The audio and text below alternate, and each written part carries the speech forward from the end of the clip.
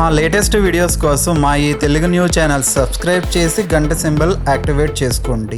మీ ఇంట్లోని ఈ 5 వస్తువులను ఇతరులకు దానంగా ఇవ్వకూడదని ఆ లక్ష్మీమాత స్వయంగా చెప్పింది.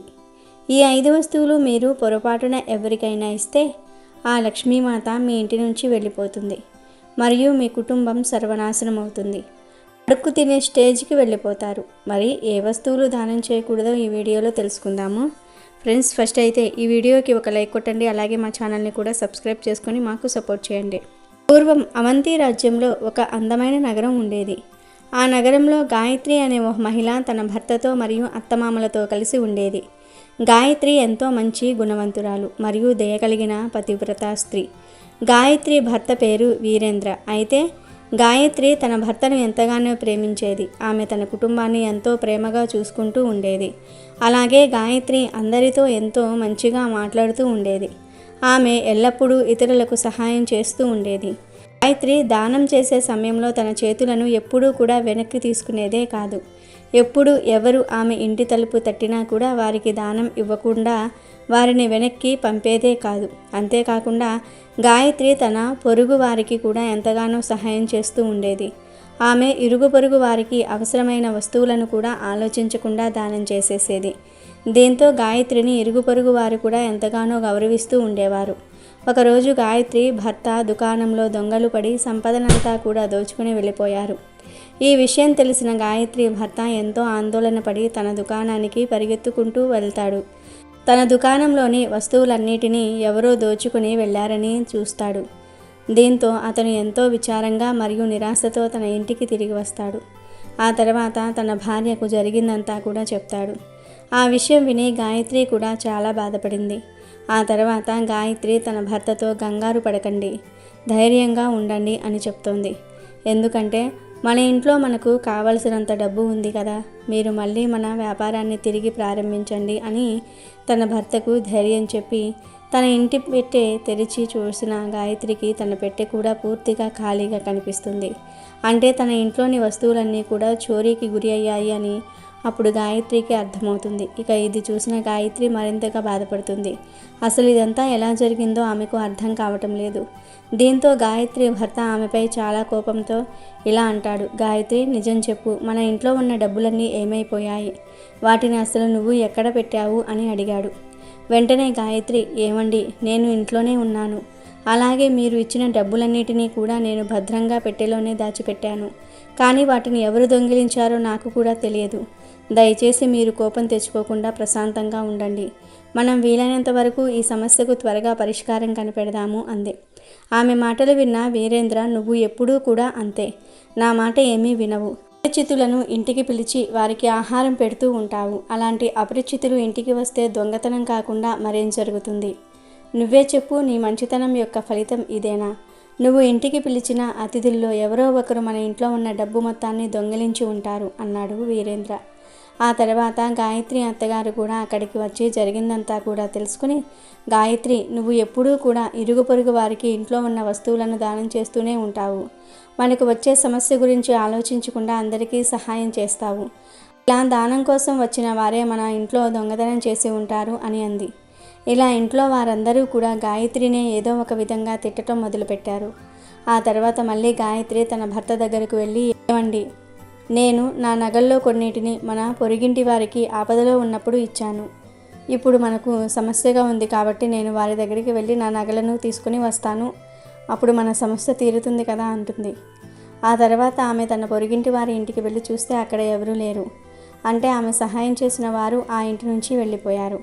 గాయత్రికి ఇవ్వవలసిన నగలతో సహా వారు ఊరి విడిచి వెళ్ళిపోయారు. దీంతో ఆమె ఎంతో బాధపడి నిరాశగా మళ్ళీ ఇంటికి వస్తుంది. ఆ తర్వాత జరిగిందంతా కూడా తన భర్తకు చెప్తుంది. దీంతో గాయత్రి భర్త మళ్ళీ ఆమెపై తీవ్రంగా ఆగ్రహం వ్యక్తం చేస్తాడు. అంతేకాకుండా నీ అతి మంచితనం మరియు నీ మూర్ఖత్వం వల్లే మన ఇంట్లోని డబ్బంతా కూడా పోయింది.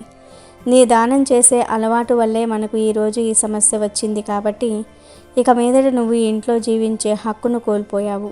ఇప్పుడే నువ్వు ఈ ఇంటిని విడిచిపెట్టి వెళ్ళిపో అని చెప్తాడు. భర్త మాటలు విన్న గాయత్రి, ఏమండి, ఈ ప్రపంచంలో మీరు తప్ప నాకు ఎవరూ లేరు. మిమ్మల్ని వదిలి నేను ఎక్కడికి వెళ్ళాలి అని బాధగా అంది. అప్పుడు వీరేంద్ర, నువ్వు ఎక్కడికైనా వెళ్ళిపో, కానీ ఇక మీదట మాత్రం నువ్వు ఈ ఇంట్లో ఉండడానికి వీలు లేదు. నీ వల్ల నా కుటుంబం అంతా కూడా సర్వనాశనమైపోయింది. నువ్వు ఇంకా ఇక్కడే ఉంటే ఇంట్లో ఉన్న మిగతావి కూడా నాశనమైపోతాయని అంటాడు. గాయత్రి మాత్రం, ఏమండి, దయచేసి ఈ విధంగా అనకండి. నేను ఎలాంటి నేరం చేయలేదు. మీరు లేకుండా నేను ఏ విధంగా బ్రతకగలను? దయచేసి నన్ను ఇంట్లో నుండి గెంటి వేయకండి అని వేడుకుంటుంది. కానీ వీరేంద్ర మాత్రం ఆమె మాటలు అస్సలు వినడు. ఆమెను నిర్దాక్షిణ్యంగా ఇంటి నుంచి గెంటేసి ఈ విధంగా అంటాడు, నువ్వు దయచేసి ఇంటి నుండి వెళ్ళిపో. ఇక మీదట ఎప్పుడూ కూడా మళ్ళీ ఇక్కడికి తిరిగి రావద్దు. అవసరమైతే ఏదైనా నదిలోకి దూకి చచ్చిపోగాని నువ్వు మాత్రం మళ్ళీ రావద్దు. నువ్వు ఇక మీదట నాతో పాటు కలిసి జీవించే హక్కును కూడా కోల్పోయావని చెప్తాడు. దాంతో గాయత్రి కన్నీరు కారుస్తూ తన భర్త ఇంటి నుంచి బయటకు వెళ్ళిపోతుంది. అలా ఆమె వెళ్తూ ఉండగా దారి మధ్యలో లక్ష్మీదేవి గుడి కనిపిస్తుంది. అప్పుడు గాయత్రి లక్ష్మీదేవి గుడికి వెళ్ళి ఆ అమ్మవారి విగ్రహం ముందు కూర్చొని, అమ్మా లక్ష్మీమాత, నేను ఏం పాపం చేశాను? నేను ఎప్పుడూ కూడా నిన్నే ఆరాధిస్తూ ఉండేదాన్ని కదా. మరి నా ఇంటిని ఎందుకు నువ్వు వదిలి వెళ్ళిపోయావు? నాకు ఎందుకు ఈ పరిస్థితి వచ్చింది? దయచేసి చెప్పు లక్ష్మీమాత. నేనేం పాపం చేశానో, ఏం నేరం చేశానో, నీకు అసలు నా మీద ఎందుకు కోపం వచ్చిందో దయచేసి చెప్పమ్మా అని ఏడుస్తూ వేడుకుంటూ ఉంటుంది. గాయత్రి ఆ రోజంతా కూడా లక్ష్మీదేవి గుడిలోనే కూర్చొని ఆలోచిస్తూ ఏడుస్తూ, నా భర్త పరిస్థితికి నిజంగా నేనే కారణం, నాకు నిజంగా బ్రతికే హక్కు కూడా లేదు అని ఈ విధంగా ఆలోచించి గాయత్రి తన జీవితాన్ని త్యాజించడానికి దగ్గరలో ఉన్న నది వైపు వెళ్తూ, లక్ష్మీమాత, ఇప్పుడు నేను నిజంగానే నా ప్రాణాలు తీసుకోబోతూ ఉన్నాను. అమ్మా లక్ష్మీదేవి, నా భక్తిలో ఏమైనా లోపాలు ఉంటే దయచేసి నన్ను క్షమించు. నా భర్త లేకుండా నేను బ్రతకలేను. అందుకే ఈ నదిలోనికి దూకి నా ప్రాణాలు విడవాలనుకుంటున్నానని చెప్పి గాయత్రి నదిలో దూకబోతూ ఉండగా ఆమె ఎదురుగా లక్ష్మీమాత ప్రత్యక్షమైంది. తర్వాత లక్ష్మీమాత గాయత్రితో, నా ప్రియమైన భక్తురాలా గాయత్రి, నువ్వు ఏం చేస్తున్నావో ఆలోచించావా అని ప్రశ్నించింది. ఇక గాయత్రి కళ్ళు తెరిచి చూసిన వెంటనే ఆమె ఎదురుగా లక్ష్మీదేవి ఉంటుంది. ఆమెను చూసిన గాయత్రి చాలా ఆనందిస్తుంది. ఆ తర్వాత గాయత్రి, ఓ లక్ష్మీమాత, నన్ను దయచేసి క్షమించండి. నేను నిజంగా చాలా పెద్ద పాపం చేయబోయాను అంది. అప్పుడు లక్ష్మీదేవి, ఓ గాయత్రి, ఓ మనిషి ఆత్మహత్య చేసుకోకూడదు. అది నిజంగా ఒక మహాపాపం. దేవుడిచ్చిన శరీరాన్ని నీ అంతట నువ్వు నాశనం చేయరాదు. నాకు అన్నీ తెలుసు. నీ భర్త నిన్ను ఎందుకు వదిలేశాడో కూడా నాకు తెలుసు. అయితే ఇదంతా కూడా నిజంగా నీ తప్పు వల్లే జరిగిందమ్మా. నువ్వు తెలియకుండానే నీ ఇంట్లోని కొన్ని వస్తువులను ఇతరులకు దానం చేశావు. దానివల్లే ఈరోజు నీ ఇంటిని నేను విడిచి వెళ్ళిపోవలసిన పరిస్థితి వచ్చింది అంది లక్ష్మీదేవి.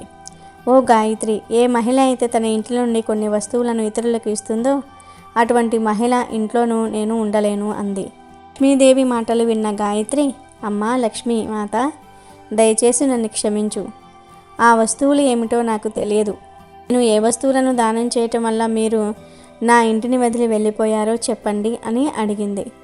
అప్పుడు లక్ష్మీమాత, గాయత్రి, నువ్వు నేను చెప్పబోయే వివరాలు శ్రద్ధగా విను. ఒక స్త్రీ ఇతరులకు ఇవ్వకూడని ఆ వస్తువులు ఏమిటో నేను నీకు చెప్తాను. వీటిని దానం చేయటం వలన నేను అటువంటి ఇంట్లో నుండి శాశ్వతంగా వెళ్ళిపోతాను. దానం చేయకూడని వాటిల్లో మొదటి వస్తువు ఉప్పు. ఉప్పు అస్సలు దానం చేయకూడదు. ఉప్పు దానం చేయటం వల్ల దాన్ని స్వీకరించే వ్యక్తి ఎప్పటికీ రుణపడి ఉంటాడు. అందుకే ఉప్పు తీసుకోకూడదు. ఉప్పు దానం చేస్తే అది శుభం కాదు. ఇక రెండవ వస్తువు చీపురు. చీపురు ఇల్లు శుభ్రం చేసే వస్తువుగా మాత్రమే కొంతమంది పరిగణిస్తారు. కానీ నిజానికి చీపురు లక్ష్మీదేవితో సమానం, అంటే నాతో సమానం. అందుకే అది ఎంతో విలువ కలిగిన వస్తువు. చీపురును ఇతరులకు ఇవ్వటం అంటే మీ ఇంట్లోని లక్ష్మీదేవిని వాళ్లకు ఇస్తున్నట్లు లెక్క. ఇలా చేస్తే వారి ఇంట్లో ధనం నిలవదు, ఆర్థిక సమస్యలు వెంటాడుతూ ఉంటాయి. మూడవ వస్తువు పదునైన వస్తువు, అంటే కత్తెర, చాకు వంటివి. పదునైన వస్తువులు ఎప్పుడూ కూడా దానం చేయకూడదు. ఇవి అశుభకరమైనవిగా పరిగణిస్తారు. వీటిని దానం చేయటం వల్ల ఇతరులతో ఉన్న సంబంధాలు తెగిపోయే అవకాశం కూడా ఉంటుంది. ఇంట్లో గొడవలు జరిగే అవకాశం కూడా ఉంటుంది. చెడు శక్తులన్నీ కూడా ఇంట్లోకి ఆహ్వానించినట్లుగా అవుతుంది. కాబట్టి ఈ వస్తువులు ఎప్పుడూ దానం చేయకూడదు. నాలుగవది దుస్తులు. ఎంతోమంది పేదలకు వస్త్రదానం చేస్తూ ఉండటం చూస్తూనే ఉంటాము.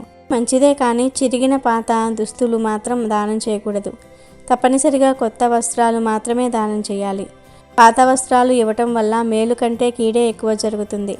అలాగే చేతి రుమాలు కూడా దానం చేయకూడదు. అలా చేస్తే నేను ఆ ఇంట్లో నుంచి వెళ్ళిపోతాను. ఇక 5వ వస్తువు నువ్వుల నూనె. నువ్వులు, ఆవు నూనె పొరపాటున కూడా దానం చేయొద్దు. వీటిని కూడా దానం చేయటం వల్ల శనిదేవుడికి కోపం వస్తుంది. అది మాత్రమే కాదు, మిగిలిపోయిన నూనె, వాడిపోయిన నూనె అస్సలు దానం చేయకూడదు. ఇక చివరి వస్తువు ఆహారము. అన్నదానం చేయటం వల్ల చాలా పుణ్యం పొందుతారు. కానీ పాడైపోయిన ఆహారం మాత్రం ఇతరులకు పంచకూడదు. చెడిపోయిన ఆహారాన్ని దానం చేయటం వల్ల దురదృష్టం వెంటాడుతుంది. ఇలా చేయటం వల్ల కుటుంబ సభ్యుల మధ్య సంబంధాలు చెడిపోతాయని లక్ష్మీమాత చెప్తుంది. ఓ గాయత్రి, ఇప్పుడు నేను నీకు ఏ ఏ వస్తువులను ఇతరులకు ఇవ్వకూడదో చెప్పాను కదా. ఇటువంటి వస్తువులను ఎప్పుడూ కూడా దానం చేయకూడదు. ఈ వస్తువులను ఇతరులకు దానంగా కానీ, అప్పుగా కానీ లేదా వాడుకోవటం కోసం కూడా ఇవ్వకూడదు. లేనిపోని కష్టాలు వస్తాయి అని లక్ష్మీదేవి చెప్తుంది. ఇక ఆ మాటలు విన్న గాయత్రి, అమ్మా లక్ష్మీమాత, నిజంగానే నేను చాలా పెద్ద తప్పు చేశాను. ఈ విషయాలు ఏవీ కూడా నాకు తెలియక చేశాను. దయచేసి నన్ను క్షమించు తల్లి. నేను చేసిన ఈ తప్పులకు ఏ విధంగా ప్రాయశ్చిత్తం చేసుకోవాలో చెప్పమ్మా అని లక్ష్మీదేవిని భక్తి శ్రద్ధలతో ప్రార్థిస్తుంది గాయత్రి. అప్పుడు లక్ష్మీమాత మాట్లాడుతూ, నా ప్రియమైన భక్తురాల గాయత్రి, నువ్వు ఇప్పటికే చేయవలసిన ప్రాయశ్చిత్తం చేసుకున్నావు. కాబట్టి నువ్వు ఇప్పుడు తిరిగి నీ ఇంటికి వెళ్ళిపో. సంపద అంతా కూడా నీతో పాటే తిరిగి వెనక్కి వచ్చేస్తుందని చెప్పి లక్ష్మీదేవి అంతర్ధానమైపోయింది. అప్పుడు గాయత్రి కూడా తిరిగి తన ఇంటికి వెళ్తుంది. అప్పటికే ఆమె భర్త కూడా గాయత్రిని వెతుక్కుంటూ గాయత్రి దగ్గరికి వచ్చి ఆమెకు క్షమాపణలు చెప్పి, గాయత్రి, నా ప్రియమైన సతీమణి, నన్ను క్షమించు. నేను నిజంగా నువ్వు అనరాని మాటలు అన్నాను. నువ్వు నిజంగా మన ఇంటికి లక్ష్మీదేవి లాంటి దానివి.